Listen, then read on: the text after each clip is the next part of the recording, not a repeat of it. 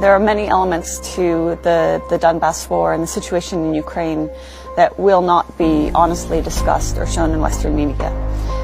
The most notable, of course, is that for the past 8 years, Ukraine has been on a daily basis bombing the Donbass republics. From my understanding, a modest estimate is that 13,000 people have been killed in the last 8 years of Ukraine's war on the Donbass. And that is just not spoken about in Western media. A few days ago, just one example of Ukraine's many war crimes and acts of terrorism, frankly, Ukrainian forces to the west bombed the Sokol markets in Kirovsky district, killing 5 people. I went there 2 hours after the bombing, and there were still bodies lying in the market. And these were just ordinary citizens that were shopping, and Ukraine chose, very much like terrorists in Syria, Ukraine chose a busy time of day to ensure that they killed as many people as possible and injured as many people as possible. And now I would say this, if this was a bombing conducted by Russia or the Donbass forces, it would be in Western headlines for days and days and days, and they would be talking about war crimes. But because it was the West ally, Ukraine, they have not talked about it. And in fact, when I went there and I documented and I made a video and I wrote an article about it, people are saying to me that it's a hoax and that it was staged. So unfortunately, that's number one. The Western media won't talk about Ukraine's violation of Minsk Accords in its 8 years of warring on the Donbass. They won't talk about the mass graves that have been found in areas liberated by Donbass forces, and these mass graves were done by Ukraine, and the point-blank execution of civilians. They won't talk about any of that. And of course, as we say in English, the elephant in the room that will not be discussed in Western media is that Nazis are numerous in Ukraine, and they embed with the Ukrainian army. And they are responsible for heinous war crimes against not only Donbass civilians, but also Ukrainian civilians themselves.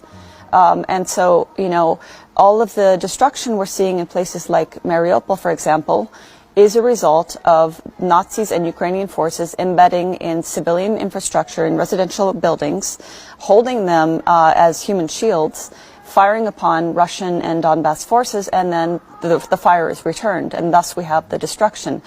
Western media won't talk about that. They will only present the story as a crazy kind of Russia-Donbass forces combination of terrorizing the public, and that is not the truth. I suppose so. I mean, I've been doing this for many years, from occupied Palestine to Syria to Venezuela, although they're not at war, but it is an information war, to here. I came here in 2019 for my first time, and I went to areas around Gorlivka that were being shelled by Ukrainian forces, villages of people who mostly have fled, except for those who could not flee.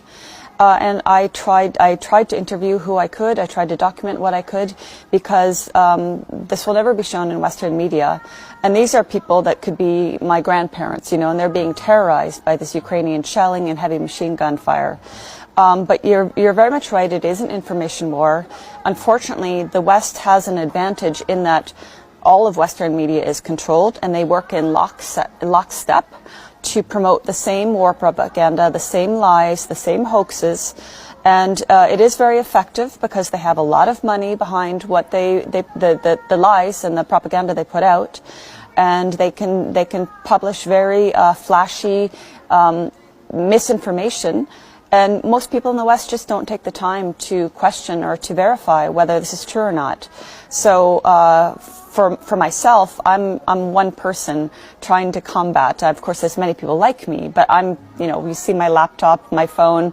I do everything on my own, and I am trying to combat this information war. But then for my crime of speaking what I believe to be honestly about the situation here, I come under media attack by Western media. And it's fine. I'm accustomed to it. But that's the nature of reporting from an area where Western media is lying and the Western governments are lying. There's social media trolling, calling all sorts of names. That's fine. I'm accustomed to that. I am on Ukraine's kill list. But, anybody who speaks out about anything related to Ukraine or formerly related to Ukraine, like Crimea, just simply for going to Crimea and speaking with people and saying, hey, you know, people actually identify as Russian here, and they say we return to Russia. Just for that crime, you can be put on the kill list. And as I'm sure you're very aware, that kill list, they publish as much information as they can about you. If they can have your address and your passport details and your phone number, they will publish that. And journalists have been killed as a result.